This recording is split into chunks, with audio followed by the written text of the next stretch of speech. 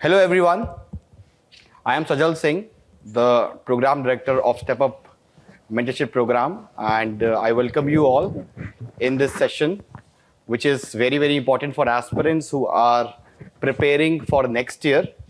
And the topic is 20 critical gaps to ace your UPSC journey and to get a top rank next year. Now, in this session, we have two very favorite students of mine, and both of them had cracked UPSC, but somehow, in the initial few attempts, they somehow failed to identify these critical gaps. And that is why it took them some years to crack the exam. So the reason why we are doing this session is that we want you to avoid these gaps so that you can crack the exam in the first or second attempt. So when I did my first webinar at Vajiram and Ravi, I brought these two same people, and at that time the mains results were out. So they were giving their first interviews, one in the 5th attempt and one in the 6th and the final attempt. And then we all wished that, let's hope that these people get ranks. And finally they got rank. Sachin got into IAS and Rajnikant got into IRS in his very last attempt. So that's why, it made me more happy that in the very last attempt he got the rank. And the whole idea is that somehow, when you prepare for this exam, there's two ways to prepare. One is that you focus only on knowledge. And most of the aspirants make this mistake that they just focus on knowledge and content. And then you have the second type, which is where along with knowledge, you also prepare in a smart way.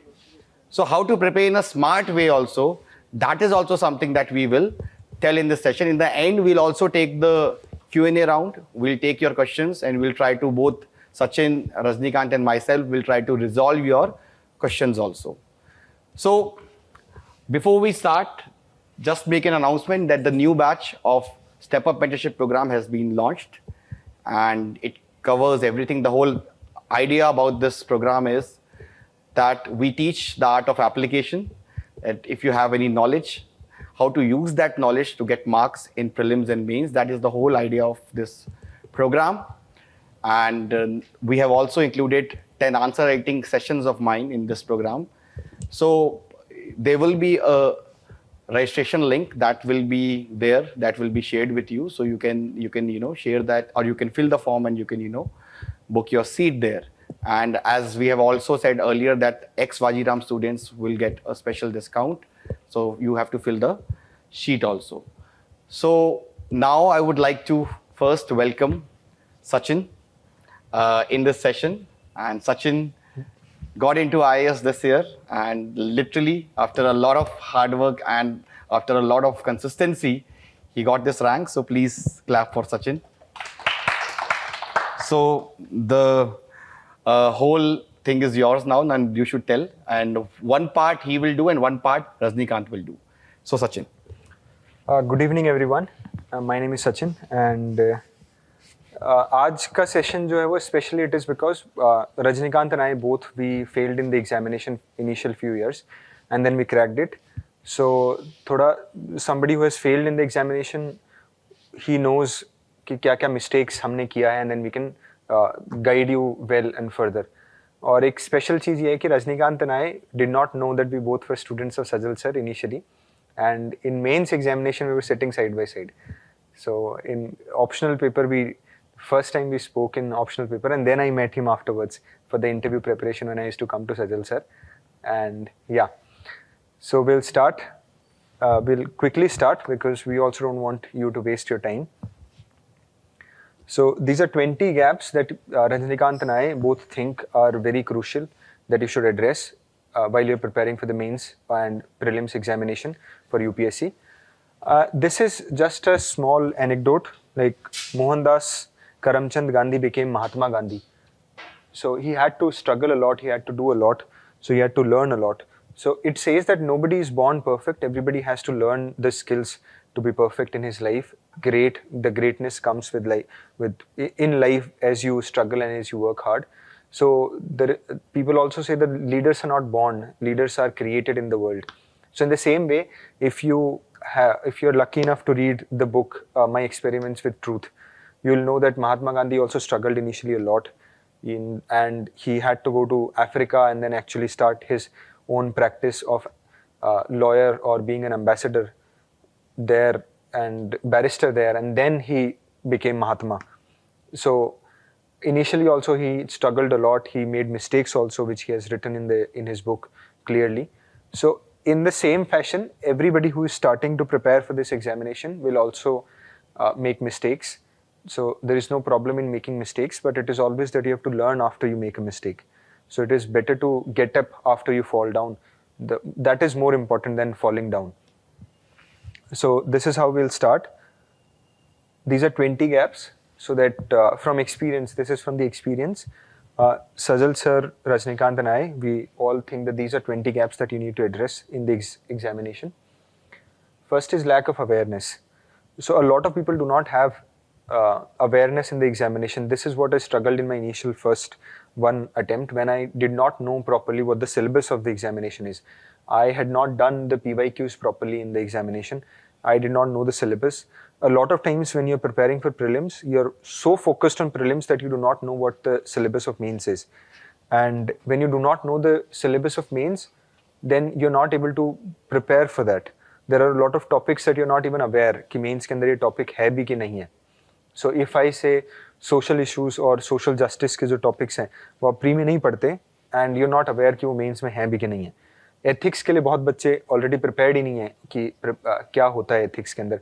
Economics के अंदर we are so focused on prelims that we only focus on monetary policy और budget, but काफ़ी सारे financial inclusion के topics हैं और भी जो बजट रिलेटेड या फिर मैक्रो इकोनॉमिक्स के टॉपिक्स हैं वो अपन मिस ही कर जाते हैं, अपने को पता ही नहीं होता. Agriculture is a huge part that we completely miss when we are preparing for prelims and we are not aware कि मेंस के अंदर कितना ज़्यादा इंपॉर्टेंट है. Next is selecting the right optional. A lot of times we are not able to select the right optional.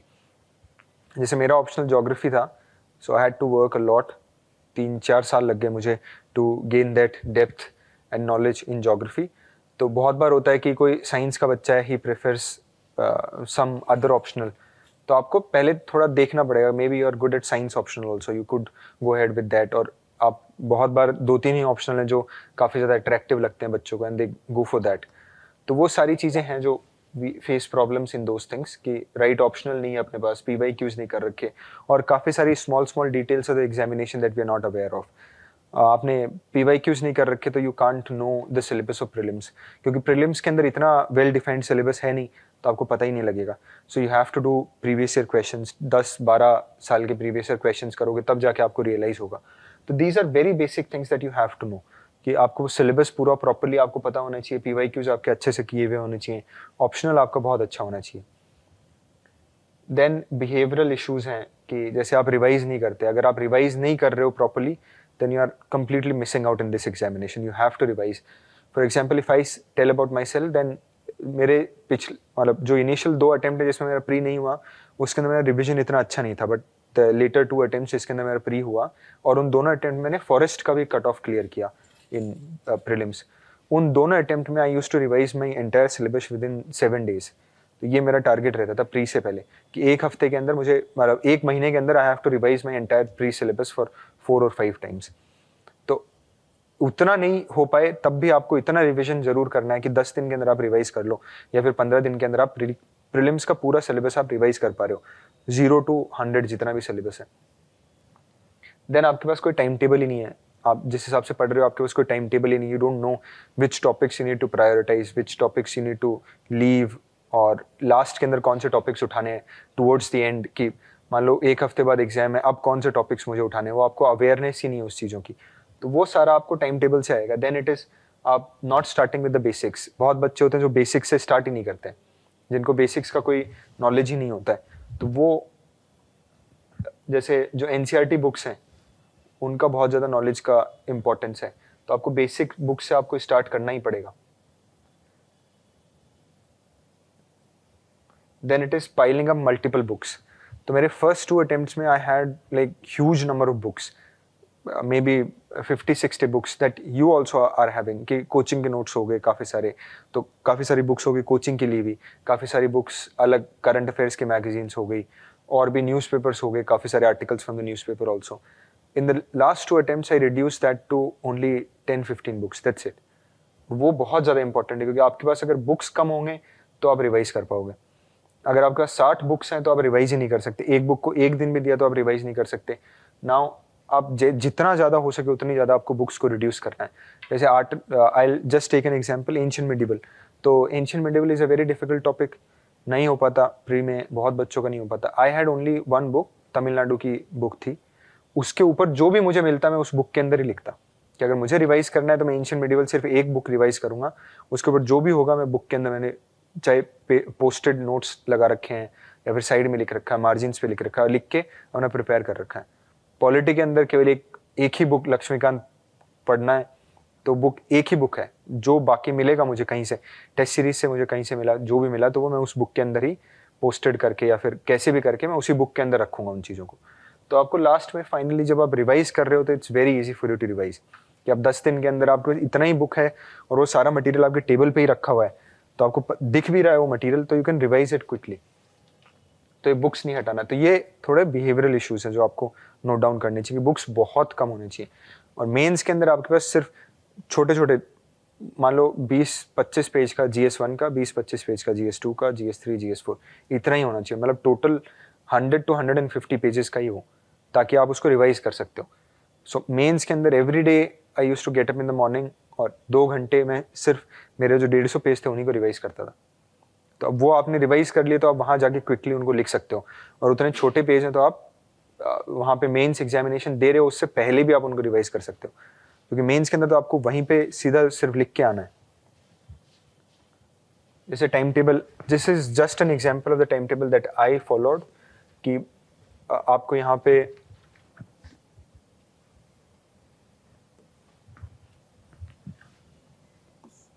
February 5th, this is of the previous year, तो April 8 तक and हो गया. February 5th economics NCERT 4 hours every day, geography NCERT 1 hour every day.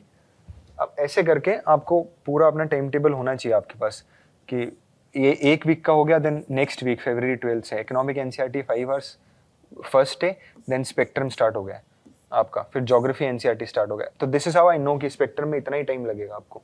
This is of the initial years. Later आप बहुत ज़्यादा revise कर लोगे तो जैसे April 8 के बाद में आपको एक दिन में आप स्पेक्ट्रम कर सकते हो. एक दिन में आपने लक्ष्मीकांत कर दिया, 2 दिन में, 3 दिन में, 4 दिन में, जैसा भी हो, but you can do that. तो आपका ऐसे टाइम टेबल पूरा प्रिपेयर्ड होना चाहिए कि भाई ये वीक आ गया, लक्ष्मीकांत को मुझे 3 से 4 घंटे एवरी डे देना है, और इस पूरे वीक के अंदर सिर्फ लक्ष्मीकांत ही चल रही.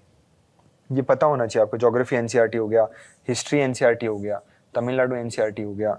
आप सारे सोर्सेज हैं इसके अंदर, जो सोर्सेज आप यूज़ कर रहे हो, और सबका रिवीजन कितना करना है वो पता लग गया आपको.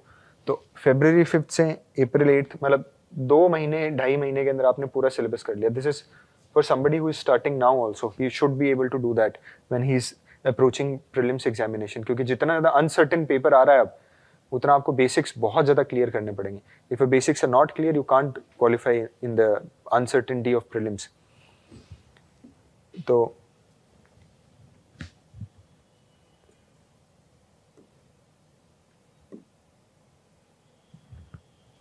नेक्स्ट हो गया लैक ऑफ कॉन्फिडेंस. तो बहुत बार आपके अंदर कॉन्फिडेंस ही नहीं होता है. तो अब lack of self belief, fear of failure, underestimating one's capabilities, और आप प्रोक्रेस्टिनेट करते रहते हो कि भाई, क्योंकि कॉन्फिडेंस होता नहीं है. तो जैसे 2022 के अंदर जब मेरा मेंस क्वालिफाई नहीं हुआ तो मुझ में भी कोई कॉन्फिडेंस नहीं था. I was also sitting at home कि क्या करें, कुछ नहीं हो रहा, can't go back to any job also, can't go back to anywhere. Degree भी आपने बैचलर्स लिया है, वो भी जैसे my degree was in physics, तो फिजिक्स ऑनर्स कर लिया आपने, मास्टर्स उसमें किया नहीं, मास्टर्स आपने ज्योग्राफी में कर लिया. तो अब ऑप्शंस बहुत ज़्यादा लिमिटेड हो गए हैं आपके अंदर, तो कॉन्फिडेंस खत्म हो जाता है. एक बार आपका पेपर क्वालिफाई नहीं हुआ, प्री नहीं हुआ, मेंस नहीं हुआ, कॉन्फिडेंस एकदम जीरो हो गया. अब आपको थोड़ा सा, या तो आप सराउंड करो ऐसे लोगों से जो आपको कॉन्फिडेंस देते रहें कि हाँ कोई दिक्कत नहीं, आप कर सकते हो, नहीं कर सकते, जो भी है. तो उस टाइम पे my father was there who told me कि नहीं बेटा, you don't go to coaching. Last year he was like कि तुम पढ़ाई करो, and whatever coaching will pay you, I will pay you similar amount, बस तुम पढ़ते रहो. of course you can't take that amount from father, but that gives you the sense of security and that confidence कि चलो ठीक है यार, somebody is there backing you. तो वो आपको सेल्फ बिलीफ चाहिए, कॉन्फिडेंस चाहिए. इधर आपका पीयर ग्रुप ऐसा होना चाहिए कि पीयर ग्रुप अच्छा होना चाहिए, या फिर आप खुद सेल्फ इतने ज़्यादा मोटिवेटेड हो. बाहर से मोटिवेशन नहीं आ सकता. Today I am standing here, I am telling you these things. आपको आज you will go back home and you will feel कि चलो I am supremely motivated, but tomorrow you will forget about all of these things. तो आपको खुद को अंदर से या तो मोटिवेशन लाना पड़ेगा, या फिर some external factor who is staying with you, who is there throughout the journey, वो आपको मोटिवेशन देंगे. तो उस हिसाब से आपको कॉन्फिडेंस हमेशा ही रखना है, क्योंकि कोई भी बच्चा नहीं है जो जिसका क्वालिफाई हो रहा है एग्जाम, उसको इनिशियल 1 डे पे पता हो कि मेरा एग्जाम क्वालिफाई हो जाएगा, या फिर वो एक बार भी टंबल नहीं किया. ऐसा कोई बच्चा नहीं है. हर बच्चे को लग रहा होगा कि नहीं होगा. आदमी मेंस के अंदर जिनकी रैंक भी आ रही है फाइनल लिस्ट के अंदर, उनको भी ऐसे लगता है कि मेरा मेंस नहीं होगा या फिर इंटरव्यू नहीं होगा. हर बच्चे को लगता है, प्रीलिम्स भी लगता है. तो आपको ये समझना पड़ेगा कि हर आदमी की ये सिचुएशन है, तो आपको कॉन्फिडेंस रखना ही पड़ेगा. देन आपको डिलीवरी प्रॉब्लम्स होते हैं बहुत बच्चों को. या तो आप प्लान बनाते हो पर आप उसको इम्प्लीमेंट नहीं कर पाते, आप माइक्रो नोट्स ही नहीं बना पाते. बहुत बच्चे होते जो लास्ट तक पढ़ाई करे जा रहे हैं, उनके नोट्स बने ही नहीं अभी तक. And if your notes are not prepared, you can't actually write in the mains examination, और mains is what will get you into the list. तो आप लिख ही नहीं पाओगे उसके अंदर. अगर लिख नहीं पाए तो फिर कोई फायदा नहीं है इतनी सारी नॉलेज ग्रैब करके. बहुत बच्चे न्यूज़पेपर पढ़े जा रहे हैं बट उससे कुछ मिल ही नहीं रहा उनको. तो आपको माइक्रो नोट्स बनाने हैं, हर सब्जेक्ट के बनाने पड़ेंगे. आपको आंसर राइटिंग प्रैक्टिस आपको करनी ही पड़ेगी. डे 1 से नहीं करना. थोड़ा बहुत नॉलेज आप जब आपने कैप्चर कर लिया, उसके बाद से आपको आंसर राइटिंग प्रैक्टिस करनी पड़ेगी. अब जिसने आंसर राइटिंग प्रैक्टिस नहीं किया है, कितना भी नॉलेज आप ले लो, अब एग्जामिनेशन के अंदर कोई फ़ायदा नहीं हो रहा. क्योंकि बहुत बच्चे हैं जिनके जो बहुत अच्छे हैं अपने ऑप्शनल के अंदर, बट वो मार्क्स नहीं लेके आ पाते क्योंकि उनके आंसर राइटिंग प्रैक्टिस इतनी अच्छी नहीं है. सो जैसे हम जिस साल 12th हमने पास किया था, उससे 1-2 साल पहले somebody got very high marks in 12th examination, 99 point something, और he is such a brilliant student. बढ़िया SRCC में पढ़े, इकोनॉमिक्स के अंदर इतना आगे गए, but he could never get very high marks in his own optional, जो कि उनका कोर चीज़ है और जो इतना अच्छा वो ही इज डूइंग. तो वो थोड़ा सा आपको चेंज करना पड़ेगा, because this exam is not just about knowledge, it is also representation and presentation of that knowledge. Then insufficient practice of mock test. आपने मॉक्स ही नहीं दिए तो आपको टाइम मैनेजमेंट का ही नहीं पता है. बहुत बच्चे जिनके आंसर्स बहुत अच्छे हैं बट टाइम मैनेजमेंट नहीं हो पा रहा, 3 घंटे में आंसर्स ही नहीं कर पा रहे, तो क्या फ़ायदा होगा. या फिर प्री के अंदर आप अपना पेपर ही कंप्लीट नहीं कर पा रहे 1 घंटा 40 मिनट या 1-1.5 घंटे के अंदर, तो आप बबलिंग ही नहीं कर पा रहे लास्ट तक. आपके आंसर सही हो गए, बबलिंग नहीं कर पा रहे, दिक्कत हो गया. या फिर वहाँ पे एंग्जाइटी आ गया आपके अंदर कि कैसे करूँ कैसे नहीं करूँ. तो वो सब आपको मॉक टेस्ट देने पड़ेंगे, आंसर राइटिंग प्रैक्टिस करना पड़ेगा, माइक्रो नोट्स बनाने पड़ेंगे. जैसे ये माइक्रो नोट्स हैं, this just an example of micro notes. अब ये मेरे ही नोट्स हैं ये. अब इसके अंदर ये this is for mains examination. अब ये सिर्फ 3 पेज के नोट्स हैं जिसके अंदर पूरा मेरा एंशिएंट, मिडिवल एंड कल्चर पूरा कंप्लीट हो गया मेंस के हिसाब से. कुछ कुशानाज हो गया, टाइम पीरियड क्या है, एक छोटा इंट्रोडक्शन हो गया, और उसके बाद में उन्होंने आर्किटेक्चर में क्या किया है, कल्चर में क्या किया है, बुक्स कौन कौन सी हैं, मेटलर्जी में क्या किया है, ऐसे करके खूब सारी बड़ी लिस्ट बन गई. 3 पेज का हो गया. It's all done. Satavahanas, Gupta, Harsha, Pallavas, Chalukyas, Rashtrakutas, Cholas, आगे मुगल्स तक, और फिर और आगे उसके मराठास, सब कुछ कंप्लीट करके डन कर दिया 3 पेज के अंदर. Now you can revise it quickly. अब कोई भी क्वेश्चन आएगा, आपको इतना मेहनत नहीं करना. इस बार जैसे there was a question on this medieval period, सल्तनत पीरियड, तो अब आपको that question was for a lot of people, that question was something that was जो प्रिपेयर ही नहीं करके आए, उनको पता नहीं था, अनएक्सपेक्टेड था. बट ये अगर आपके पास लिस्ट तैयार है तो आपको कोई दिक्कत ही नहीं है. जैसे ही क्वेश्चन देखा आपने, आपको पता है कि इंट्रोडक्शन मैं यहाँ से दे दूंगा, सीधा इंट्रोडक्शन मिल गया. एक और कंक्लूजन दे दूंगा यहाँ से, जैसे गुप्तास का आ गया तो कंक्लूजन दे दूंगा, the golden age of art and culture. Introduction यहाँ से दे दूंगा मैं, उसके बाद में उसके अंदर जो पूछा उन्होंने वो आपको यहाँ से मिल जाएगा. तो अब this is how you know कि इसके बाहर आपको मेंस के अंदर क्वेश्चन आना बहुत रेयरिटी है. तो आपको सीधा यहाँ से पता है. और कुछ कितना फैक्ट याद करना है, बहुत कम फैक्ट याद करना है. Every day if you get up in the morning and do that, revise that for 10 days, हो गया कंप्लीट. मेंस एग्जाम से पहले, राइट बिफोर GS1, आप अगर इसको पूरा रिवाइज कर लो, क्योंकि इतने बार आप रिवाइज कर चुके तो बहुत जल्दी रिवाइज हो जाएगा, done, then you don't have to do anything. तो ये चीज़ें आपको माइक्रो नोट्स आपको बनाने ही पड़ेंगे। देन एग्जीक्यूशन के इश्यूज हैं कि आप स्टडी प्लान के साथ आप स्टिक ही नहीं कर पाते, या फिर failure to adhere the schedule, जो आपने शेड्यूल बनाया, टाइम टेबल बनाया, वो आप फॉलो नहीं कर पा रहे हो, या फिर प्लानिंग और एग्जीक्यूशन के अंदर डिफरेंस है आपके, कंसिस्टेंसी नहीं है। Consistency is one of the single most reason why a lot of people just give in और give up in this examination, क्योंकि कंसिस्टेंटली वो कर ही नहीं पाते। क्योंकि आपको दिमाग के अंदर होना चाहिए कि हो सकता है कि आपका ये अटेम्प्ट नहीं होगा, अगला अटेम्प्ट हो, उससे अगला हो। रजनीकांत का लास्ट अटेम्प्ट था, if he were not consistent in this examination, he would not have been sitting here. तो वो आपको कंसिस्टेंसी लानी ही पड़ेगी आपको अपने उसके अंदर। तो वो कैसे आएगा वो he'll tell you towards the end कि आपको क्या करना चाहिए, बट आपको ये सारी चीज़ें करनी ही पड़ेंगी। जो आपने डिसाइड कर लिया एक बार, उसको आपको एग्जीक्यूट करना ही पड़ेगा। दूसरी चीज़ आपको छोटा सा ये हमेशा याद रखना पड़ेगा और ध्यान रखना पड़ेगा that you are preparing for India का तो at least is the toughest exam that you can think of, और इंडिया में तो at least it gives you the highest post that you can think of, कि इससे बड़ी पोस्ट हैं और बिजनेस लीडर्स भी हैं जो इससे और भी ऊपर हैं, बट एकदम ब्रेक जो देने वाली एग्जामिनेशन है कि इतने इनिशियल ईयर 25 साल के 26 साल के एकदम जाके आप इतनी बड़ी पोस्ट के ऊपर बैठ जाते हो, 30-32 साल पे आप डीएम बन गए, तो ये कोई एग्जामिनेशन नहीं देता। इतना बड़ा ऑफिसर्स बनाएंगे आपको, उनसे मिलोगे तब भी आपको ऐसे लगेगा अरे भाई किस टाइप के ऑफिसर्स हैं। तो आपको थोड़ा सा वो मेंटेलिटी चेंज करना पड़ेगा that this exam will take a lot from you, क्योंकि आपको रिवॉर्ड भी उतना ही बड़ा दे रहा है। अब छोटा कोई एग्जाम हो जो इतना बड़ा रिवॉर्ड नहीं दे रहा, तब यू कैन थिंक ऑफ कि चलो ठीक है इसके अंदर इतना कंसिस्टेंसी नहीं भी हो तब भी चलेगा, बट ये एग्जाम इतना बड़ा रिवॉर्ड दे रहा है, इतना बड़ा ऑफिसर आपको बना रहा है, तो आपको उस हिसाब से सैक्रिफाइस करने की आपकी होना, मतलब अंदर झील एंड सारी चीज़ें होनी चाहिए आपके अंदर।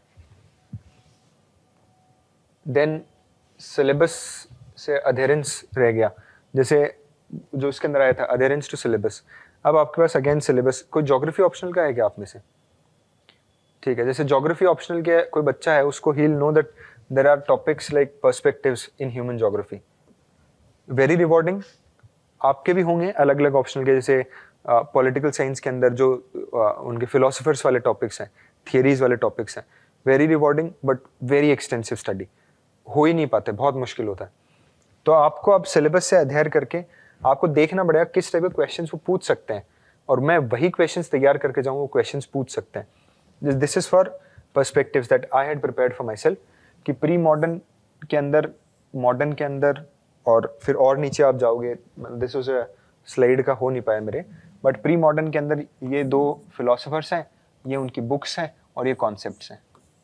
अब आपके पास कोई भी क्वेश्चन प्री मॉडर्न का आएगा, similarly in political science also you can do that, कोई भी क्वेश्चन आपका प्री मॉडर्न का आएगा, आप इन दोनों का नाम लिखिए, ये बुक, ये कॉन्सेप्ट्स लिखिए, बुक लिखिए, डन। जो एग्जामिनर है वहाँ पे, he is looking for these keywords only, he is not looking for the theory, he is not going to read your answer in entirety। तो आपने थियरीज लिख दिया, जैसे मॉडर्न फेज का कोई क्वेश्चन आया, जर्मन का आ गया, ये 5 आपके पास फिलोसफर्स हो गए, बुक्स हो गई, और ये इनका कॉन्सेप्ट हो गया, डन। कुछ भी आया आपने ये लिख दिया, खत्म, आपको पूरा पता लग गया। ऐसे नीचे जाते जाओगे आप तो इसके अंदर क्वांटिटेटिव रेवोल्यूशन का भी आएगा, उसके अंदर भी सिमिलरली कुछ फिलोसफर्स का नाम आ जाएगा, बुक्स का नाम आ जाएगा, और आगे डन हो जाएगा। अब आपको पता लग गया कि आप लिख सकते हो। तो इस बार जैसे मैं एग्जामिनेशन में लिख के आया हूँ ये सारी चीज़ें, and this is how you will improve your marks also and gather those brownie points, additional marks. क्योंकि ऑप्शनल के अंदर अब आप देखोगे 240 के लगभग बच्चे चले जाते हैं, और बहुत सारे ऑप्शनल जो 240 पे स्टेगनेंट हो गए। अब 240 के बियॉन्ड आपको जाना है तो आपको बहुत सारी मेहनत करनी पड़ती है, और वो कोचिंग इंस्टीट्यूट्स नहीं कर सकते, आपके टीचर्स भी नहीं कर सकते। तो अगर आप सिमिलरली केवल और केवल जो आपको कोचिंग ने जो मटेरियल दिया है या फिर मार्केट से जो मटेरियल मिलेगा उससे करोगे तो 240-250 तक आप रुक जाओगे। उसके बियॉन्ड आपको जाना है तो आपके ऐसे वैल्यू एडिशंस होने चाहिए, और ये टू द सिलेबस डायरेक्ट होने चाहिए, ताकि आप वहाँ जाओगे, you will write this and you are done. जैसे मैं एक और एग्जाम्पल देता हूँ, जैसे this time there was a question on judgments related to gender. तो अब अगर आपने जेंडर से related judgments to the point, हाँ एक और चीज़ I just tell before this कि अब सारे बच्चे बहुत पढ़ते हैं. This you have to keep in your mind. सब बच्चे पढ़ रहे हैं. अब पहले क्या होता था कि बोलते थे कि 16 क्वेश्चंस 10 क्वेश्चन है अच्छे से कर लो, सॉरी 10 क्वेश्चन नॉर्मल कर दो, 6-7 क्वेश्चन बहुत अच्छे से कर दो, 2-3 बिलो एवरेज भी चल जाएगा. And this is how people used to say जब हमने प्रिपरेशन स्टार्ट किया था. अब चेंज हो गया. अब सब बच्चे 20 के 20 क्वेश्चन करके आते हैं. कोई बच्चा नहीं मिलेगा आपको, रेयरली कोई बच्चा मिलेगा जो बोलेगा मैंने क्वेश्चन स्किप कर दिया मेंस के अंदर. सारे बच्चे 20 के 20 क्वेश्चन करके आते हैं. सारे बच्चे हर क्वेश्चन प्रॉपरली करके आते हैं. जिनका हो रहा है वो हर बच्चा 20 के 20 क्वेश्चन प्रॉपरली करके आ रहा है. तो इतना ज्यादा आपको कंटेंट पता होना चाहिए. तो there was a question on women, not women, gender से रिलेटेड जजमेंट्स. अब ये 15 मार्कर में था. अब आपको पता होने चाहिए एटलीस्ट 15 जजमेंट्स तो आपको पता ही होने चाहिए, तब जाके आपको बहुत अच्छा आंसर मिलेगा. अब 15 के ऊपर आप इसको क्वालिफाई भी करना पड़ेगा आपको. विमेन से रिलेटेड हो गए और थर्ड जेंडर से रिलेटेड हो गए करके, और इसके भी 2-3 लिखोगे आप, इसके 5-7 जो जितने भी क्वेश्चन है वो सारे लिखोगे, तब जाके आपको एक्चुअली में मार्क्स मिलेगा अच्छा. क्योंकि अब सारे बच्चे कर रहे हैं. अब वो नहीं रहा है कि कोई बच्चा कर नहीं रहा. हर बच्चा जो मेंस लिख रहा है वो हर बच्चा कर रहा है. जो आपके पास मटेरियल मिल रहा है वो उसको भी मिल रहा है, पर आपको मेहनत ज़्यादा करनी पड़ेगी तब जाके आप कर पाओगे. और आपको अपने खुद के माइक्रो नोट्स हो गए, ये सारी चीज़ें आपको करनी पड़ेगी. अब वीक पोस्ट टेस्ट असेसमेंट. अब बहुत बार होता है हम टेस्ट तो दे देते हैं बट उसका कोई असेसमेंट ही नहीं करते. जैसे मैं इनिशियल मेरे फर्स्ट 2 अटेम्प्ट्स में मैं कोई असेसमेंट मैं करता ही नहीं था मेरे टेस्ट का. प्री का टेस्ट दिया, उसको देखा, थोड़े बहुत आंसर्स देख लिए और फिर उसको छोड़ दिया टेस्ट कि चलो ठीक है. और खूब सारे टेस्ट देने लग गए कि भाई 100 टेस्ट देंगे तब जाके बहुत अच्छा होगा. बट जब तक आप टेस्ट का असेसमेंट ही नहीं करोगे अपने, तब तक उस टेस्ट का कोई मतलब ही नहीं होगा. 20 दिन बाद आप भूल जाओगे क्या क्वेश्चन था, क्या आंसर था, क्या नहीं था. उस टेस्ट से आप वैल्यूडेशन भी आपको करना पड़ेगा.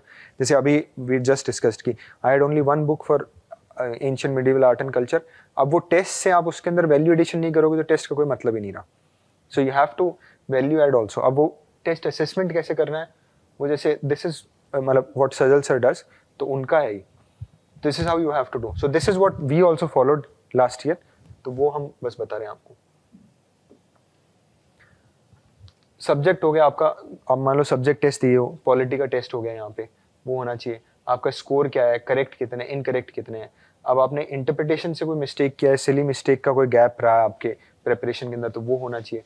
अवेयरनेस कोई गैप रहा है क्या आपके, क्योंकि क्वेश्चन ऐसा आ गया जो बहुत ईजी क्वेश्चन था और आप अवेयर नहीं थे उस क्वेश्चन के ऊपर, वो हो गया.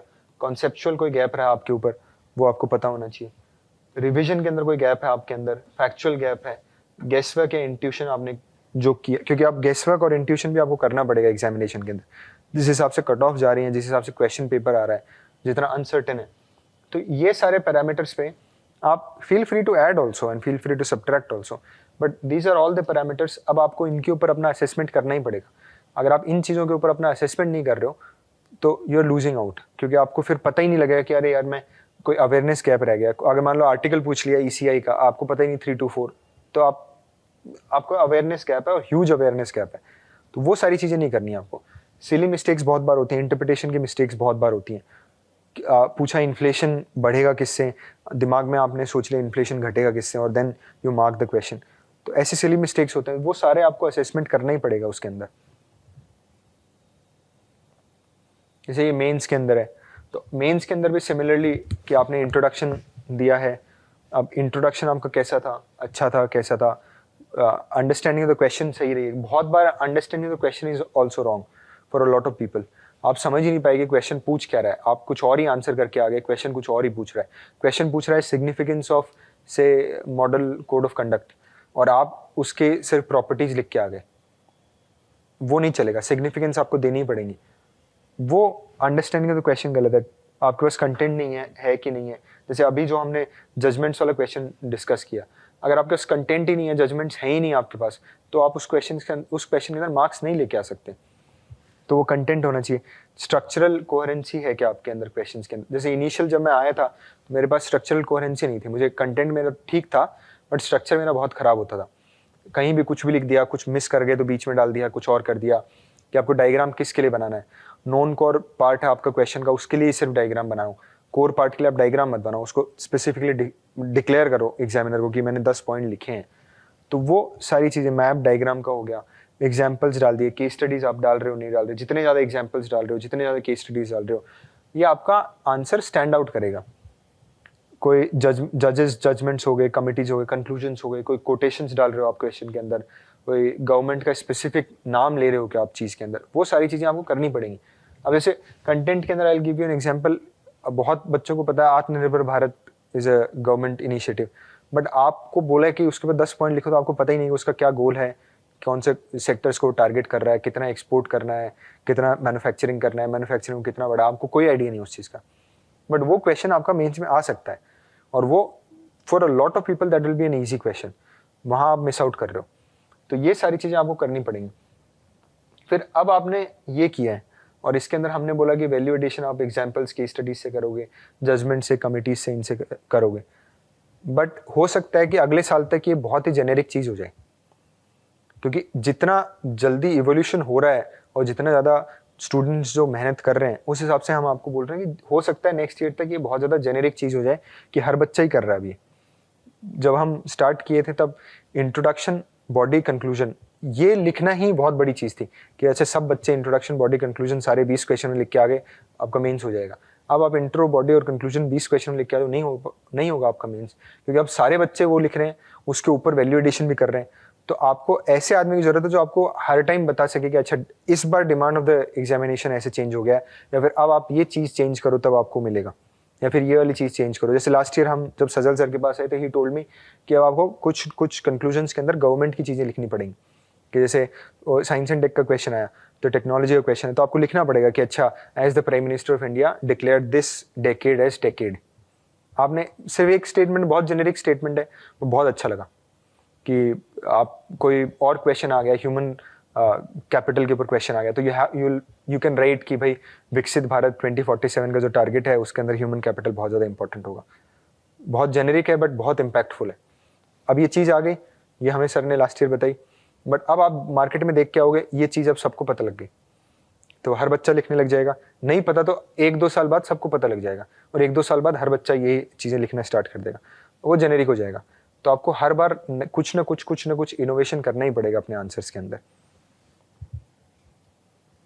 सेम जेनेरिक अप्रोच हो गया, और वो जेनेरिक अप्रोच हर बार चेंज होता रहेगा। अब आप कॉमन सोर्सेज, जो इनोवेशन है वो थोड़े साल बाद कॉमन सोर्सेज के अंदर चला जाएगा। अब हर बच्चा मैप बनाने लग गया, हर बच्चा डायग्राम करने लग गया, तो अब आपको उसके बियॉन्ड जाना है। अब या तो आप कंटेंट इतना ज़्यादा स्ट्रॉन्ग करके चलो कि कोई आपको कंटेंट के अंदर मार ही ना पाए, तो ये सारी चीज़ें करनी पड़ेंगी। Lack of personalise study material, ये आपके नोट्स से आएगा, माइक्रो नोट्स जो आप बनाओगे उससे आपको पता लगेगा। और फिर one size fit all strategy. अब मार्केट में जाओगे आप, मेंस, अभी जैसे मेंस के एग्जामिनेशन के खूब सारा मटेरियल आएगा, इस कोचिंग का, उस कोचिंग का, और 10-10 पेज में एथिक्स का मटेरियल आ गया, वो हर बच्चा कर रहा है, उसके एग्जाम्पल्स आ गए, हर बच्चा कर रहा है। जब हर आदमी कर रहा है तो उसके ऊपर मार्क्स भी उतने ही जेनेरिक मिलना स्टार्ट हो जाएंगे, क्योंकि जो एग्जामिनर है वो जब खोल रहा है उसको दिख रहा है कि हर बच्चा सेम एग्जाम्पल लिख रहा है, तो अगर सेम एग्जाम्पल लिख रहा है तो सिमिलर ही मार्क्स आने स्टार्ट हो जाएंगे। तो आपको जो मार्केट में आपको अवेलेबल है उससे एक स्टेप तो बियॉन्ड जाना ही पड़ेगा ना आपको। तो ये सारी चीज़ें हैं। अब जैसे ये जेनरिक आंसर, मतलब ये धोलावीरा के ऊपर recognised as UNESCO world heritage site, first from Harappan site to get such recognition. अब ये क्वेश्चन है धोलावीरा के ऊपर, दिस क्वेश्चन, ये बहुत ही जेनेरिक सा उसने इंट्रोडक्शन दिया है, ठीक है। अब ना तो इसके अंदर कोई पॉइंट्स के अंदर समझ आ रहा, और ना ही एग्जामिनर के पास इतना टाइम है कि वो आपके एक एक चीज़ को पढ़ेगा और फिर उसको समझेगा कि आपने क्या लिखा है क्या नहीं लिखा। उसकी लाइफ इजी बनाने के लिए आपको इसके अंदर पॉइंट फॉर्मेट लेना ही पड़ेगा। धोलावीरा के ऊपर है तो पॉइंट फॉर्मेट लेना पड़ेगा, कुछ एक्स्ट्रा एडिशनल पॉइंट्स आपको डालने ही पड़ेंगे उसके अंदर, कि धोलावीरा से कुछ फैक्चुअल की क्या क्या धोलावीरा से मिला है आपको, वो सारी चीज़ें आपको डालनी ही पड़ेंगी। वो डाला, फिर उसके ऊपर क्या क्या उसका सिग्निफिकेंस है, क्या यूनिक उसकी चीज़ें हैं, वो सारी चीज़ें आप जब डालोगे तब जाके आपका आंसर जेनेरिक से बेटर आंसर के ऊपर आएगा। तो ये चीज़ है, आप मैप भी बना सकते हो कि धोलावीरा है कहाँ पे, ऐसे करके आपने मैप बना दिया कि भाई धोलावीरा यहाँ पे है। ये सारी चीज़ें आपको वैल्यू एडिशन करना ही पड़ेगा, ठीक है। अब जैसे ये एक बेटर आंसर है, तो भक्ति लिटरेचर और कंट्रीब्यूशन इन इंडियन कल्चर, तो भक्ति literature is a legacy of socio religious movements prevailed from 8th to 17th century। Introduction very simple but very impactful, पूरा बता दिया कि लिटरेचर कहाँ से क्या है। और फिर नेचर ऑफ भक्ति लिटरेचर, अब पूछा उसने नेचर ऑफ भक्ति लिटरेचर को इवेलुएट करना है और कंट्रीब्यूशन देना है, तो पहले आप नेचर बताओगे, तो उन्होंने नेचर बता दिया, devotional, non sectarian, inter religious, inter regional, unorthodox and against elitism. And then there is contribution of bhakti literature in Indian culture, वो दे दिया। तो ये बेटर आंसर है। अब इसके अंदर इन्होंने एग्जाम्पल्स भी देंगे, अब और ज़्यादा एग्जाम्पल्स, डिवोशनल है तो इन्होंने एग्जाम्पल्स दिया शंकरादेव का, नॉन सेक्टेरियन राधा श्याम, सीताराम, और भी इंटर रीजनल, जितने भी एग्जाम्पल्स आप इसके अंदर कोट करोगे, बहुत सारे भक्ति लिटरेचर जिन्होंने किया है, बोर गीत और बाकी कबीर हो गए, जिनका भी एग्जाम्पल्स हो एग्जाम्पल्स इसके अंदर डालोगे, तब जाके आपका आंसर बेटर आंसर होगा। ये आपको वैल्यूडेशंस करने ही पड़ेंगे। देन फोकस का प्रॉब्लम रहता है अपने पास, तो it is similar to that कि अपन इम्प्लीमेंट ही नहीं कर पा रहे हैं अपनी चीज़ों को, टाइम टेबल इंप्लीमेंट नहीं कर पा रहे, कंसिस्टेंसी की दिक्कत है, इजीली डिस्ट्रैक्ट हो जाते हैं, काफ़ी सारे डिस्ट्रैक्शंस हैं, ORN में भी काफ़ी सारे डिस्ट्रैक्शंस आपको मिलेंगे, बाहर भी मिलेंगे, बहुत जल्दी डिस्ट्रैक्ट हो जाते हैं। और मतलब काफ़ी हैबिट्स भी, बहुत बच्चे क्या गलत हैबिट्स ले लिया, अडेप्ट कर ली, बाहर गए कुछ खाने पीने की चीज़ें गलत आपने अडेप्ट कर ली, वो सारी चीज़ें आपको अवॉइड करनी है। आप फास्ट फूड ही खाने लग जाएंगे बहुत ज़्यादा, तो आप इतने ज़्यादा लेथार्जिक हो जाएंगे, you won't be able to do that. तो ये सारी चीज़ें आपको एक्सटर्नल डिस्ट्रैक्शन से आपको बचना पड़ेगा। मल्टीटास्किंग विदाउट प्रोडक्टिविटी, बहुत सारी बुक्स एक साथ उठा लिए, प्रोडक्टिविटी एकदम जीरो हो गया, आपको समझ नहीं आ रहा क्या बुक से क्या आंसर हो रहा है, ये दिक्कत है। प्रायोरिटाइज नहीं कर पा रहे आप सब्जेक्ट्स को, वो सेम चीज़ प्री एक हफ्ते बाद है, आपको एक हफ्ते के अंदर यू शुड नो कि मुझे प्रायोरिटाइज किस चीज़ को करना है। वह प्री करना है तो मुझे पॉलिटी बहुत ज़्यादा प्रायोरिटाइज करना है, इकोनॉमिक्स करना है, ज्योग्राफी करना है, ये 3 सब्जेक्ट मुझे बहुत ज़्यादा प्रायोरिटाइज करना है। एंशिएंट मिडिवल को मैं थोड़ा पीछे डाल सकता हूँ, इतने क्वेश्चंस नहीं आ रहे हैं, आ भी रहे हैं तो बहुत ऐसे क्वेश्चंस आ रहे हैं जो मैं नहीं कर पा रहा। अब 2 साल से मॉडर्न हिस्ट्री नहीं आ रहा, एक एक 2 क्वेश्चन आ रहे हैं, उनको थोड़ा पीछे स्लाइड कर सकता हूँ, बट ज्योग्राफी बहुत ज़्यादा आ रहा है 2 साल से, ज्योग्राफी को आगे करना है, पॉलिटी बहुत ज़्यादा आ रहा है, पॉलिटी को आगे करना है, इकोनॉमिक्स को आगे करना है। तो ये सारा आपका प्रायोरिटाइजिंग होना चाहिए सब्जेक्ट्स को लेकर। Then drifting away from the main syllabus, बहुत बार स्टोरीज़ के अंदर आप इतने ज़्यादा गुम हो जाते हो कि आप मेन सिलेबस से ही ड्रिफ्ट अवे कर जाते हो। और बहुत टीचर्स भी आपको मिलेंगे जो स्टोरीज, इतने ज़्यादा स्टोरीज आपको बताने लग जाए, नेपोलियन, तो नेपोलियन की पूरी कहानी बताने लग जाएंगे, जबकि आपको पता नेपोलियन का क्वेश्चन नहीं आने वाला, और आएगा तो छोटा सा क्वेश्चन आएगा कि कोई उसकी कॉन्टिनेंटल थियरी के ऊपर आ जाएगा, ट्रेड वगैरह के ऊपर, कोई कॉन्ट्रीब्यूशन के ऊपर आ जाएगा, ऐसा क्वेश्चन आएगा। बट आप नेपोलियन का पूरा घुस गए उसके अंदर कि नेपोलियन कैसे बना, वो कैसे अपनी वाइफ से मिला, कैसे आगे उसने बढ़ा, कैसे उसने पूरा एम्पायर कैप्चर किया। It's very interesting, but marks fetching नहीं है। दिक्कत ये है, मराठा के अंदर जाओगे तो पूरा शिवाजी महाराज के ऊपर एकदम अंदर तक घुस जाओगे कि कैसे क्या क्या, मार्क्स फेचिंग नहीं है। तो आपको मार्क्स फेचिंग के ऊपर भी ध्यान देना कि मुझे किस चीज़ से मार्क्स आएंगे, तो वो सारी चीज़ें आपको करनी है।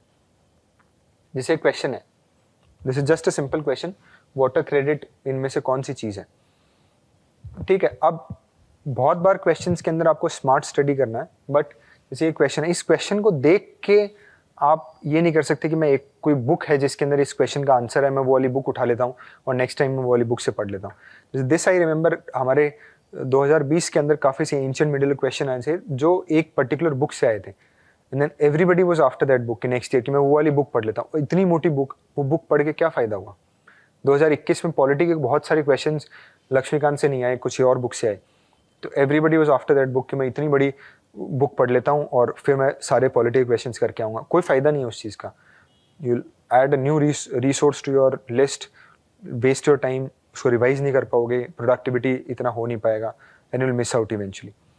तो वो नहीं करना। अब ऐसे क्वेश्चन या तो आपसे सॉल्व हो जाएगा जब आप सोचोगे कि भाई क्या हो सकता है इसके अंदर, या फिर आपको थोड़ा सा कि भाई ऑर्गेनाइजेशंस का नाम वो लोग मोस्टली गलत देते हैं, ऐसे करके आप या तो एक क्वेश्चन आपसे यहीं पे सॉल्व हो जाएगा कि ये स्टेटमेंट मैं काट देता हूँ और फिर आगे सॉल्व कर लेता हूँ, और अगर नहीं होगा कोई स्मार्ट गेस वर्क से वहाँ पे तो कोई दिक्कत नहीं है। These questions are questions which could be left out. तो या तो आपको गेस वर्क से ये सॉल्व हो गया इमीडिएटली, और नहीं हुआ तो आपको नई उसके लिए बुक उठाने की जरूरत नहीं है। This is what is drifting away from the main syllabus. जो सिलेबस है उससे इतना दूर आप चले गए, आप पता नहीं क्या चीज़ें पढ़ने लग गए और फिर आप आगे कर ही नहीं पाओगे। एक क्वेश्चन आ गया कोई साइंस एंड टेक के ऊपर, अब आप साइंस एंड टेक की पूरी किताबें पढ़ रहे हैं, पूरे उसके ऊपर रिसर्च कर लिया, काफ़ी बच्चे पीएचडी करके बैठ जाते हैं। आप बाहर जाओगे इतनी ज़्यादा नॉलेज हो जाती है उन लोगों को, बट वो सिलेबस से बाहर बियॉन्ड की चीज़ें। आप कंट्री का नाम बता दो उनको, वो कंट्री की पूरी हिस्ट्री बता देंगे। वो सिलेबस के बियॉन्ड की चीज़ें जो आपको मार्क्स नहीं दे रहे। आपको यहाँ पे eventually just you have to clear the exam, ये आपको ध्यान रखना पड़ेगा। आपको सिर्फ एग्जाम क्लियर करना है। ये हर्ड मेंटेलिटी है कि आप एक ही चीज़ आप फॉलो करें बार बार। जो टॉपर्स ने बोल दिया, जैसे मैं आ गया यहाँ पे, मैंने आपको स्ट्रेटेजी बता दी, आप मेरी स्ट्रेटेजी बस फॉलो करने लग गए। ये नहीं करना आपको। आपको स्पेसिफिक स्ट्रेटेजी होनी चाहिए आपकी खुद की, क्योंकि मैंने जो स्ट्रेटेजी फॉलो की, जो मेरी स्ट्रेटेजी, वो मेरे ऊपर काम करती है, आपके ऊपर हो सकता नहीं करे। अब से I would like to read multiple subjects at once. You might not be willing to do that and it does not suit you. So if it does not suit you, then you should move away from that and you should stick to one subject जो आपको suit करता है। तो आपको herd mentality नहीं follow करनी। बहुत सारे टॉपर स्ट्रेटेजी आप ब्लाइंडली फॉलो करने लग जाओ कि अरे he said that and then you will follow it immediately. वो नहीं करना। आपको खुद के specific topper strategy is very good, but आपकी खुद की जो स्ट्रेटेजी जो स्पेसिफिक आपके ऊपर काम करेगी ना, वही स्ट्रेटेजी आपको एक्चुअली सक्सेस देगी। फिर इररिलेवेंट ऑप्शनल सब्जेक्ट आप चूज कर लेते। कोई टॉपर आया, उसने बोला कि नहीं ये वाले सब्जेक्ट के अंदर बहुत अच्छे मार्क्स आएंगे, मैं बोल दूं कि ज्योग्राफी के अंदर बहुत ज़्यादा मार्क्स आएंगे, आप ज्योग्राफी चूज कर लो, 1 साल तक आपका सिलेबस ही पूरा नहीं हो रहा, कोई फायदा नहीं उस चीज़ का। तो वो आपको अपने स्ट्रेंथ स्वॉट एनालिसिस करके फिर आपको चूज करना पड़ेगा वो सब्जेक्ट। देन इंट्रोवर्ट इश्यूज हैं। एक तो because this examination is making you an officer, तो आपको वैसे भी इंटरेक्शन करना चाहिए बाकी लोगों से, आपको पता होना चाहिए, अलग अलग व्यू पॉइंट्स आपको पता ही होने चाहिए, क्योंकि आपका काम ही वो है। अब इंट्रोवर्ट होते हैं, मेंटर नहीं होता उनके पास। अब मेंटर है तो वो मेंटर से बात नहीं करते। आपने मेंटर ले लिया, आप उससे बात ही नहीं कर रहे हो, या फिर सीनियर से आप कंसल्ट नहीं कर रहे हो, तो आपको पता ही नहीं लगेगा। क्योंकि अभी भी आप जाओगे मार्केट के अंदर या फिर यूट्यूब के ऊपर आप देखोगे, तो जो 2-3 साल पहले जैसा पेपर था, 2-3 साल पहले जो स्ट्रेटेजीज काम करती थी, वही चीज़ें चली जा रही हैं। अब नई स्ट्रेटेजी काम ही नहीं, जो चीज़ें चल ही नहीं रही हैं। आप अभी भी मार्केट में जाओगे, आपको एसए के जो नोट्स मिलेंगे वो 2017 टॉपर्स के मिलेंगे, 2015 टॉपर्स के एसेज मिलेंगे। वो अब हर बच्चा वैसा लिखने लग गया, now that has become a generic answer. तो अब उससे आप मार्क्स नहीं लेके आ सकते। तो आपको एक तो मेंटर हो और आप उससे बात करो। जब मैं सजल सर थे, I used to poke him a lot, तो and he was very serious when he was with me. Now we talk थोड़ा आराम से कि सर के साथ I am able to talk. उस टाइम पे I used to talk to him and he was very serious about it. तो आपको मेंटर हो और उसको बार बार आप परेशान करो कि भाई मुझे बताओ कैसे करना है, कैसे नहीं करना, मेरे नहीं हो पा रहा, मेरे टेस्ट में मार्क्स ही नहीं आ पा रहे। बहुत बच्चे हैं मेंटर होने के बाद भी they don't go to him, they don't talk to him, उसको पता ही नहीं कि भाई कैसे मार्क्स लाऊं, कैसे नहीं लाऊं। वो सारी चीज़ें सीनियर से आप कंसल्ट नहीं कर रहे जिनका ऑलरेडी हो चुका है सर्विस के अंदर। It is better to consult somebody who is already there in the service than somebody who is not.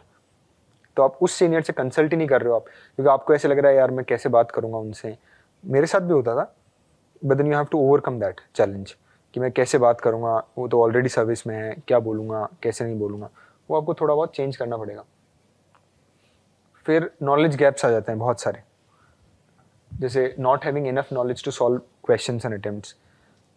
जैसे ये क्वेश्चन है, नेचुरल मस्किटो रेपेलेंट कौन सा इसके अंदर। अब दिस इज 2021 क्वेश्चन है। अब इसका आंसर आप मतलब now I know the answer of it, but इसका आंसर आपको एनसीईआरटी की बुक में मिल सकता है, बट उसके बियॉन्ड आप जाओगे तो बहुत रेयर है कि आपको नहीं मिलेगा उसका आंसर। तो अब अगर आपने एनसीईआरटी की बुक ही अच्छे से नहीं की है तो आपको नहीं मिल सकता उसका आंसर। तो एक तो ऐसा क्वेश्चन हो गया जो आपको एनसीईआरटी की बुक के अंदर मिल रहा है और आप नहीं किए हो, तो यू कांट डू दैट, उसके अंदर you are losing out. But then there are also questions, जैसे ये क्वेश्चन है। अब ये आपको कोई ना कोई तो हिस्ट्री की बुक में मिलेगा इसका answer, but now I know the answer to this question. But अगर आप एक्चुअल एग्जामिनेशन में बैठे हो और ये क्वेश्चन आपका आ गया, ऐसा नाम है जो आप प्रोनाउंस भी नहीं कर पा रहे हो उस टाइम पे एग्जामिनेशन में बैठ के, और इस क्वेश्चन को करने के लिए आप किताबें पढ़ने लग गए कि एक और बुक उठा के ले आता हूं मैं, तो this is not knowledge gap. इसके अंदर गैप है आपका स्ट्रेटेजी का। आपको पता ही नहीं कि मुझे कौन सी बुक और कितने मुझे स्टिक करना है और कितना किस सब्जेक्ट मुझे डीप तक जाना है। अब ये क्वेश्चन उन्होंने या तो आपको पता है, नहीं पता तो इसको छोड़ दो। You don't have to get अब 200 नंबर का पेपर है उसमें से आपको 100 नंबर ही लाने हैं, और अगर 2023 जैसा पेपर आ गया तो 100 भी नहीं लाने हैं, उसके अंदर आपको 75 मार्क्स ही लाने हैं। तो 75 मार्क्स अगर आप ला रहे हो, या फिर इस बार जैसा पेपर आया मान लो 90 मार्क्स आपको लाने हैं या 100 मार्क्स आपको लाने हैं, then also you have scope to leave a lot of questions. जैसे मैं तो फॉरेस्ट क्वालिफाई किया तो I use to leave around 5 to 6 questions. तो अब ऐसे क्वेश्चन उसके अंदर आ जाते थे, आप 15 क्वेश्चन भी छोड़ के आओ तब भी ऐसा क्वेश्चन उसके अंदर आ जाएगा, 20 क्वेश्चन भी छोड़ रहे हो तब भी आना चाहिए ऐसा क्वेश्चन उसके अंदर, तब भी आप एक्चुअली क्वालिफाई कर सकते हो। तो अब आप देखिए इसके अंदर ये question, now I know the answer to it, but I am sure that you don't know the answer to it, and teachers को भी नहीं पता होगा इसका आंसर जब तक उन्होंने गूगल सर्च नहीं किया, बुक के अंदर नहीं देखा। तो ऐसे क्वेश्चंस के लिए आपको वेस्ट नहीं करना टाइम कि आप गूगल सर्च कर रहे हो, बुक्स पढ़ रहे हो। Then there are learning issues.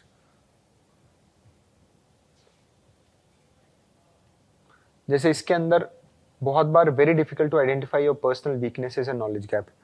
आप आइडेंटिफाई नहीं कर पाते अपनी पर्सनल वीकनेसेस और नॉलेज गैप। इसके अंदर आपका या तो मेंटर आपको होना चाहिए या फिर कोई सीनियर होना चाहिए जो आपको बताए ये सारी चीज़ें, रूम पार्टनर होना चाहिए, पीयर ग्रुप ऐसा होना चाहिए जो आपको ये सारी चीज़ें बताए। अब जैसे ये हो गया, उसके बाद एस्से और इंटरव्यू तो वैसे भी बहुत ज़्यादा पर्सनल गाइडेंस के ऊपर डिपेंड करता है, कि बहुत सारे बच्चे जिनका इंटरव्यू बहुत ज़्यादा पर्सनल गाइडेंस के ऊपर डिपेंड करता है। जैसे सर ने, बहुत सारे बच्चे होंगे जिनको सर ने बोला था कि तुम मेंस के अंदर इतना ज़्यादा फोकस कर लो क्योंकि तुम्हारा इंटरव्यू में बहुत ज़्यादा मार्क्स नहीं आएंगे, और उन बच्चों का भी मतलब फाइनलिस्ट में नाम है जिनको सर ने ऐसा बोला था। और बहुत सारे बच्चे जिनका सर को ऑलरेडी पता था कि इसका इंटरव्यू बहुत अच्छा जाएगा, तो उनको सर ने ऐसी चीज़ नहीं बोली। तो ये सब आपको पर्सनल गाइडेंस के ऊपर डिपेंड करेगा कि आपको कितना किस चीज़ के ऊपर फोकस करना है। और इंटरव्यू तो इवेंचुअली आपको पर्सनैलिटी टेस्ट है, जो जिस हिसाब से आप बात करते हैं, जिन लोगों से आप बात करते हैं, उसी के हिसाब से आपको करना पड़ेगा। तो एस्से के अंदर, इंटरव्यू के अंदर, एथिक्स के अंदर, इन सारी चीज़ों में आपको पर्सनल गाइडेंस की जरूरत पड़ती है। जैसे एक क्वेश्चन है कल्चरल हिस्ट्री से लेके पारामितास का। अब नाउ मतलब I know the answer to it but you should also know the answer to it. ये है क्वेश्चन जो नॉलेज गैप के अंदर आ जाता है, कि जिसके अंदर आपकी नॉलेज गैप है इसलिए आपको इसका आंसर नहीं पता, बट इसका आंसर आपको पता होना चाहिए, क्योंकि आपको प्रायोरिटाइज करना पड़ेगा कि आपको पता है कि प्री के अंदर बुद्धिज्म जैनिज्म बहुत ज़्यादा इंपॉर्टेंट है।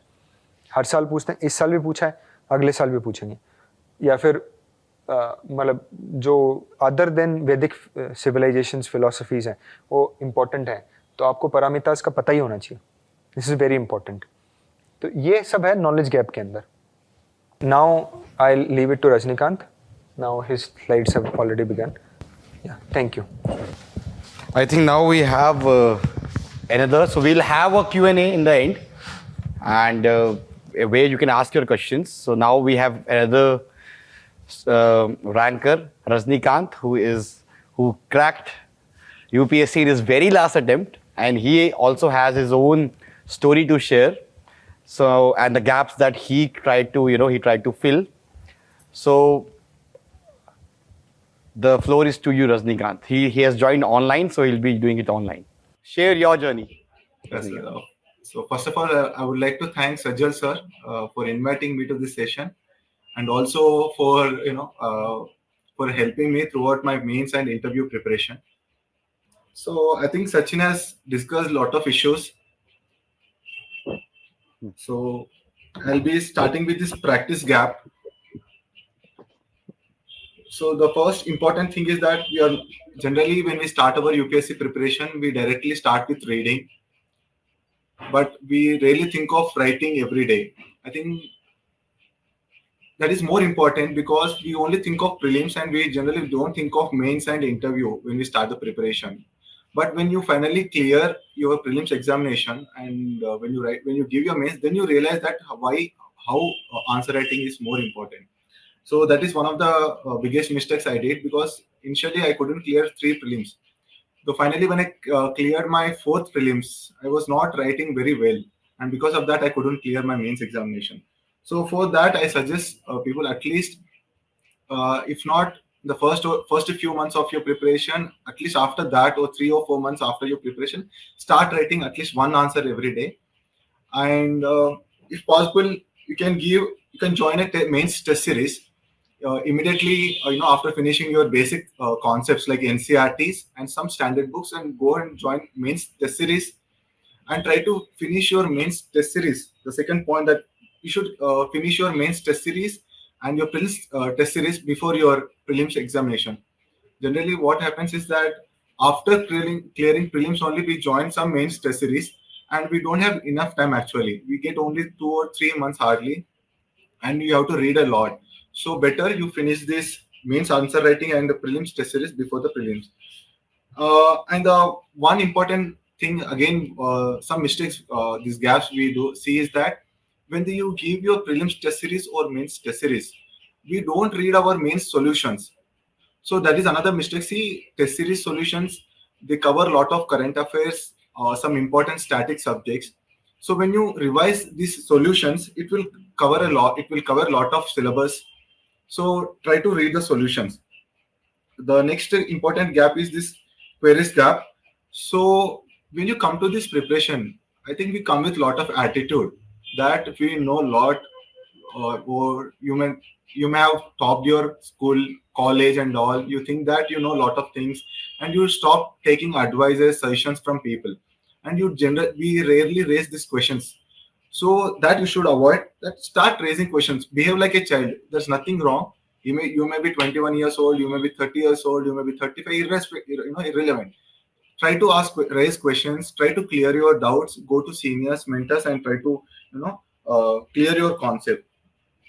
And another important, when you do this, when you start raising questions, doubts, then only you will look for the right content. That is a major mistake I did. That I was not raising any question. I was blindly following all the standard books, materials in the market. So because of that, I did not find the right content and methods. So even for mains answer writing, you need right method. That what you have to write in the introduction, how to write the body, whether bullet points are good, paragraphs are good, how to include examples. This all only when you ask questions, when you raise your doubts, that you can clear this type of issues, queries gap. Then comes this revision gap. I think this is the revision is another biggest mistake in my preparation, I will say, and also many of our aspirants do this mistake. They rarely revise. I've seen in my 6 years of preparation, I've seen a lot of people along with me that they read a lot. They solve hundred tests. They read 50 books, but they rarely revise. Because of that, see, they have too many sources, too much content, but very little revision. And when you go to the examination hall, for example, if there is a question on right to privacy also, or Article 21, if you don't revise these articles properly, even there also, for example, I did that mistake. I think once they asked about Article 14, I did that mistake because I could not revise properly during that time. So I think more than the resources, I think more revisions are more important.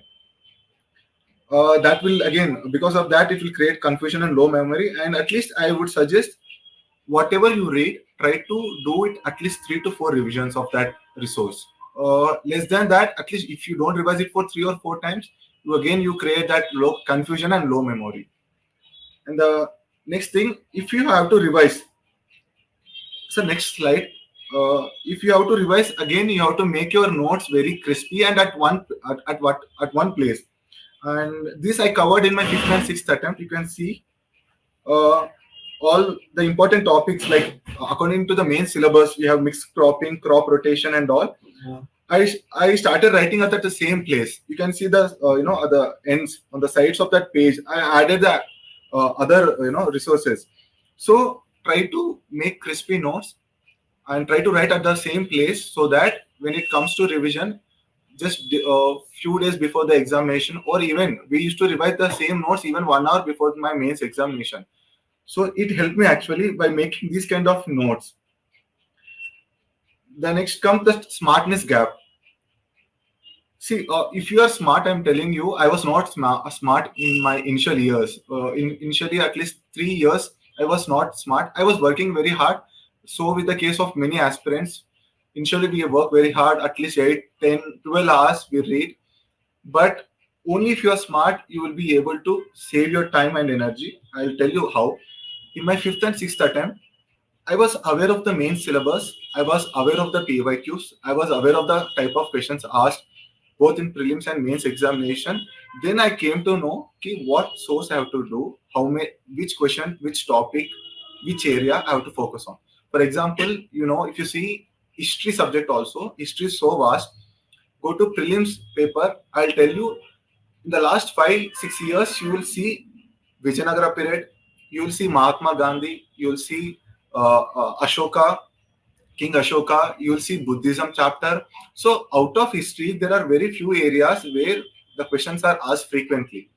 So that way, I saved a lot of time. So I no need to revise all the chapters in history. So by that way, you can save a lot of time and energy. And second is that if you are smart, again, when I gave three mains, 21, 22, 23. What I missed is that though I was reading a lot, I was working, I was writing very well, I missed dimensions in my answers. See, as an officer, it is very important that you look at certain thing from different dimensions. You need to have different perception. That I developed after joining Sajjal sir. He told me that include this economic dimension, even if it is a society questions. For example, take child marriages. Let's take society child marriage. There also you can include economic dimension. Then you have the social dimensions. Then you have religious dimension, you can include cultural dimension. So there are many dimensions, international dimension. You can compare with other countries, how other countries are performing, by restricting child marriages, how they are moving forward economically or culturally in different manners. So including dimensions, that is smartness, and for that you need to identify the areas how you can improve these dimensions. Then comes again smart work. For example, when it comes to prelims, there are certain areas from where certain subjects where many questions are asked. For example, polity, regularly around 15 questions are asked, 10 to 15 questions. Then you have environment, at least 15 questions. Again, you have economy, 15 to 20 questions. So these areas, if you focus more rather than focusing on ancient, for example, in history, though I'm from history option subject, rarely questions are asked from ancient history. This year, very few questions from history. So some people, they give so much time for history subject, they avoid revising more from economy, polity. So better you revise from these areas: economy, polity, environment, science and technology, right? And less on sometimes current affairs will not fetch you many marks again. So people read these magazines, monthly magazines, yearly magazines a lot. Don't focus on these areas. So try to identify the major areas, prioritize your subjects, then you can fetch more marks. That's how you can clear prelims as well as mains. Then I'll go to the external evaluation. We'll go to the external evaluation. So see, remember, this exam requires this external evaluation. I'll tell you why. We do not, when you initially, we will not have enough knowledge how how our answers look. We think that we write very well. Of course, right? When we start writing, we think that our answers are very good. You're reading, you're doing very well. You may think that I have studied 50 books. Then you think that knowledge is enough. Unless until you talk to some senior mentor, senior person, they will tell you whether you are up to that mark or not. At least if you come to me, I can tell you with my experience, with my knowledge, I can tell you whether your knowledge is sufficient enough to clear prelims, mains or not. Right? So this external evaluation. So believe, remove your attitude, go to people, just ask them, sir, I have read this book, is it enough? Sir, I have done this, sir, please check my answers. Does this look like a topper answer, or is it enough to clear mains at least? Or if not, what should I do? Right? So again, if your weaknesses are there, you may see, we will never point out our weaknesses. That is a major issue. Only through external evaluation. For example, I used to show my ethics answers to my seniors, my friends. Initially, I used to think that my ethics is very strong, and I used to score 90s twice. Then I used to think that maybe because of that examination pattern and all, I was scoring well. Otherwise, I am doing very well. I'll continue. Then definitely I would have I've done that big mistakes. Only when I went to my seniors, my friends, then they saw my answers. Then they told me that no, you need to include lot of examples, lot of the current cases. Then I started. Then I scored 112 in my this year ethics paper. So only through external evaluation you can easily identify your weaknesses, and you can really score well. Right. Next we have this schedule also. I think that it's a mistake evaluation. So that is my time schedule. You can see the picture. Later we have this understanding gap. See, when you start reading a book, unless until you have very good understanding of topic, don't move on to the next topic. So don't look for that finishing that book or that subject. That will not fetch you in any result. The point is that you have to get very good understand. For example, again, take article 14 or 15. It may look easy initially, but make sure that you have read that articles very clearly, then only move on to the next chapter, right? uh, and that you can check through some mock test, or by talking to some seniors you will come to know that we have done this chapter well. Again, another point, that again, don't stick to one topic for a long time. As soon as you finish the topic, again, you have to see this exam is more about jack of all, master of none. No need to do research in every subject. If you have decent enough knowledge, just move on to the next subject. Again, decent enough knowledge, at the same time you should have clarity. Make sure that you have a balance at this, right? Then your practical understanding, this is not a school examination, right? So always have that practical understanding, because when it comes to papers like ethics, without practical knowledge, practical understanding, you cannot quote good examples in your answers. Only rote learning, you quote the similar examples like everybody else, again you will make a mistake, you will score average marks.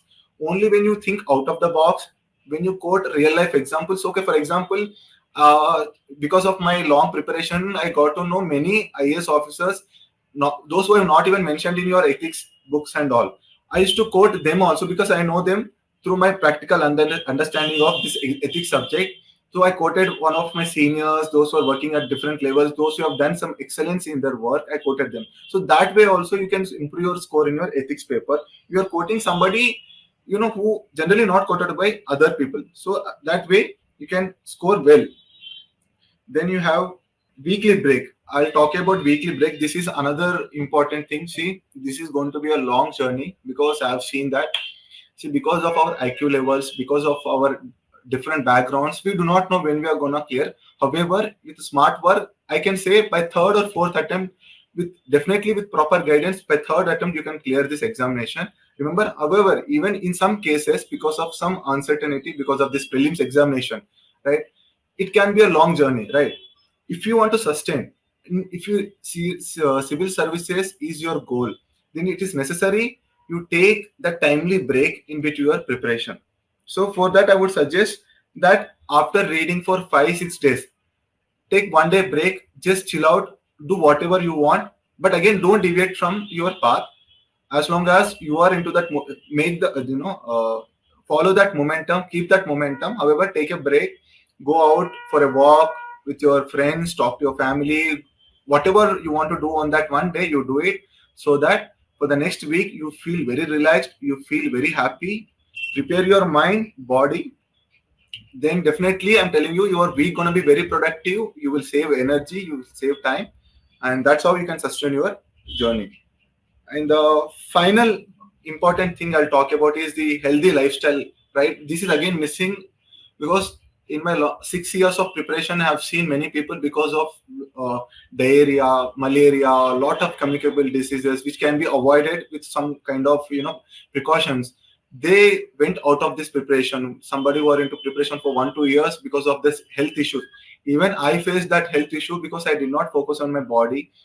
So better you follow a proper discipline, that proper sleep, the same sleep cycle, sleep the same these food habits, and regular exercise. Try to do some yoga, and again, don't deviate from our preparation. Some people I have seen, they start joining a lot of gym, and for long time, long hours they keep on going for gym. After that, they'll take a lot of time for their post workout and all.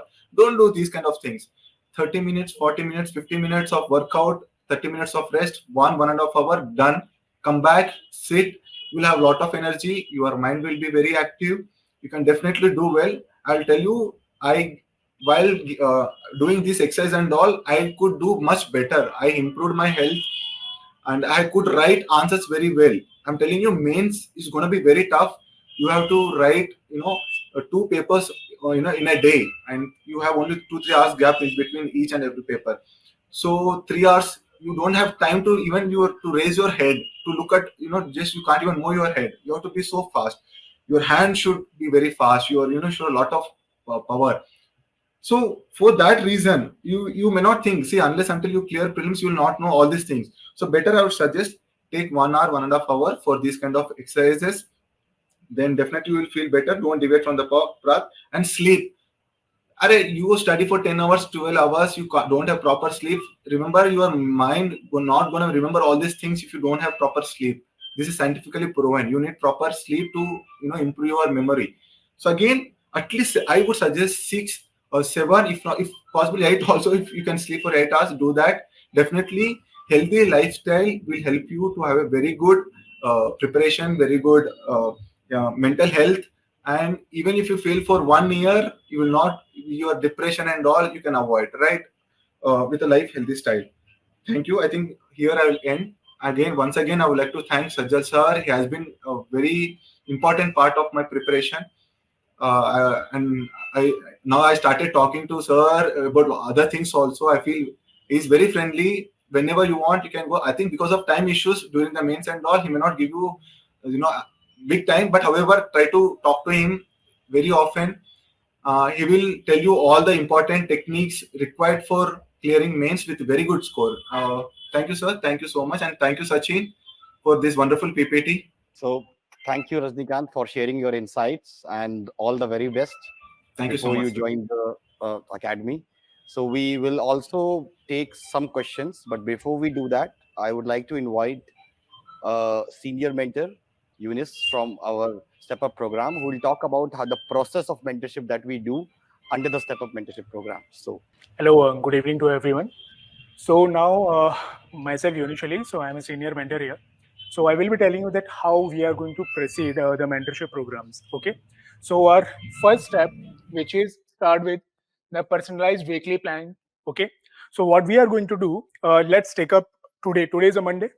So on Monday we will be telling you certain topics which you have to cover the week in the week. Okay. So in this program, in this weekly plan, I will be telling you certain topics which you have to cover, along with certain focus areas where you have to focus while studying it. And then you will be given the certain sources which you will be following, because as it has been discussed that there's a lot of confusion the sources regarding the sources. So we will be telling the sources, and along with this, the important thing, we will be giving you a deadline. Okay, let's say today is Monday, 15th of July. So the next deadline will be your 22nd July. So by that time, you have to complete your targets. Otherwise, if I say you complete in 1 week, somebody will take 1 week, convert it into 2 weeks or 3 weeks. So we need to set a certain deadline that by this time you have to cover your targets. Okay. Now coming to the second step. The second step will be your step that you will be start studying it. Okay. So here you will be the targets which have been given to you, you will be covering them. But meanwhile, if you get certain doubts, if you are studying and you want to have a session with a mentor, then the third step will come up that you will contact the mentor. Okay, so these are the certain issues which I'm facing in covering my targets. Then you can have a session with a mentor and the mentor will resolve it. Now, after completing the weekly target, here we have to ensure that we are not just covering the syllabus in quantity wise. We have to also ensure that we are doing it in qualitative wise also. So how we can ensure that we are, whatever we are studying in this week is also qualitatively covered. So the assessment test after the end of completing a weekly target is very important. Until unless you are not giving a test on weekly the topics which has been given, we cannot ensure that yes, you have completed the topics, but whether you have met the demand or not. So you will be giving the assessment test. This is the fourth step we will be doing. After this step, now comes the performance review session by the mentor. Here the mentor will be, as I said, that the 22nd July, let's say it's the deadline. So by the 22nd July, the mentor will connect you and will be taking the progress what you have made in the past week. So he will be obviously will be going through your weekly plan, whether you have completed or not, whether you have given the test or not. And after this, here we get an idea what your actual strength and weakness are. And from here, we can plan out what a smart strategy could be for you. Because everyone, as discussed, that everyone has a different approach and different upbringing. So some strategy might work for you and some strategy might not work for you. So we have to identify it. And how we can identify it? When we have the assessments, when we know that, okay, this is the area where you need to work. Let's say the sir has shared the report card. There you get an idea that the person who is, though he is studying everything, but he is lacking in conceptual clarities. And most of the question is making a mistake in conceptual gap. So we will be recommending that instead of going to the next step, complete the whatever you have studied, we need to revisit again because the concepts are not yet clear properly. Let's say if there is an issue regarding you are making a awareness gap, so it means that a source which you have referred, it might not be proper. So we might have to switch to different sources if awareness gap is too much, right? So this is how we are going to mentor will be reviewing your performance, and based on that he will be deciding your next week plan. Okay. And meanwhile, certain bi-weekly sessions will be taken up by the Sajal sir, Rankers, and Richa ma'am, who will be discussing the various tips and giving you unique insights and sharing their own strategies which work for them. Okay, so this is how our mentorship process is going to work. So with this, we have come to an end of this session, and we will be bringing another session very soon. Till then, goodbye everyone, and prepare well, and let's hope that we see you in Labasta next week. So thank you everyone, both offline and online, for attending the session.